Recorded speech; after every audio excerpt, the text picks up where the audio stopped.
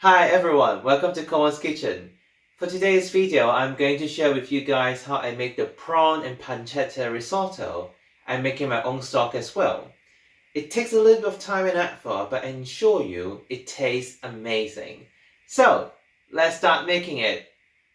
To make the risotto, the ingredients include 225 grams of king prawns with shells, 75 grams of pancetta, 100 grams of mushrooms, that's approximately 4 mushrooms, 2 cloves of garlic, 250 grams of risotto rice, 40 to 60 grams of pecorino cheese, as well as some white wine, dill, parsley and black pepper. We also need to have some stock. The stock or stock cubes in supermarket work fine, but I always make my own stock using leftover ingredients. If you like, you can always use fresh ingredients to make your own stock as well. For this recipe, the suggested ingredients for the stock include 2 liters of water, 1 onion, 1 celery, 2 carrots, 2 to 3 bay leaves, 2 cloves of garlic, 3 to 4 ginger slices, some olive oil, basil, thyme and salt for seasoning. You also need the shells and heads from the king prawns, as well as some chicken bones, say 7 to 8 thigh bones, or the leftover bones of a whole chicken. You can add more ingredients to your liking if you want an even richer stock. So to begin, let's make the stock. Wash, peel and cut the carrots into irregular chunks. Then peel the onion and cut it in half. After that, peel the garlic cloves and cut a few ginger slices.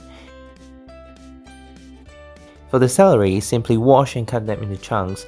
Here in this video, I'm using the center of some leftover celery, but when you make your own stock, you can always use a fresh celery. After preparing the vegetable ingredients, it is time to prepare the king prawns. It is always good to use fresh ingredients, of course, but here I have thawed some frozen king prawns. First, wash and dry the king prawns with some kitchen towels, then chop the heads off and deshell. The heads and the shells will be used for the stock, while the meat will be used for the risotto later.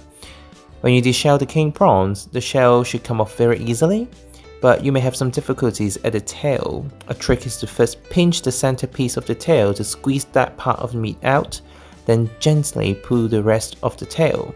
The whole tail should then come off easily, although it is not a big loss even if you can't get the tail meat out.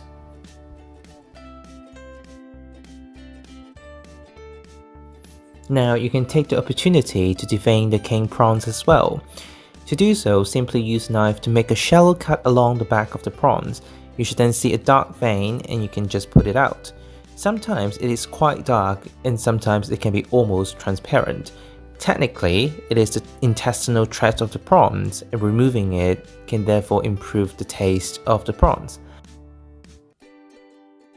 Now after preparing the king prawns, you can put the prawn back to the fridge for the time being as we start making the stock. To mix the stock, first stir fry the prawn shells and heads with some olive oil, then add in the vegetable ingredients, the spice and the chicken bones. Now add 2 liters of water and bring to a boil. After that, let it continue to simmer until the volume reduces by half. In the process, it is optional for you to use a spoon to remove the scum floating on top. If you remove the scum, the stock will have a cleaner profile, but I usually am not too bothered by it. While the stock is cooking, you can prepare and dice the risotto ingredients. Dice the onions and the garlic, then wash the mushrooms and remove their stems. I like to dice the stem but slice the caps. My pancetta is already diced, but if yours isn't, you can also dice it now. When the stock is ready, you can start making the risotto. Or if you decide to make it a bit later, then remember to reheat the stock so that it is hot before you start. Now to make the risotto, stir fry on medium heat in a separate pan the diced pancetta until they are golden. Then take them out and put the king prawns in. Add in some olive oil, some dill and black pepper. After the prawns change color on both sides and start to curl up, put them aside together with the pancetta for the time being. Now in the same pan, stir fry the diced onions and again add in more olive oil if it's needed. Add in the thyme and then the mushrooms. Now add in the risotto rice and keep stirring. Once you can smell a strong fragrance of toast rice, add in some white wine to deglaze, and then you can start adding in the stock ladle by ladle, basically 1 to 2 ladles at a time, and let the rice simmer on a medium-low heat and keep stirring.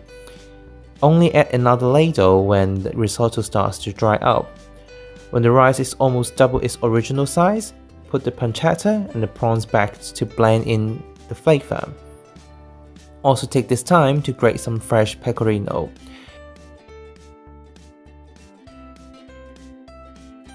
Put the cheese in and stir. Both the pancetta and pecorino are salty already, so chances are you don't need any extra salt. But if you like it to be saltier, feel free to add some salt for seasoning now.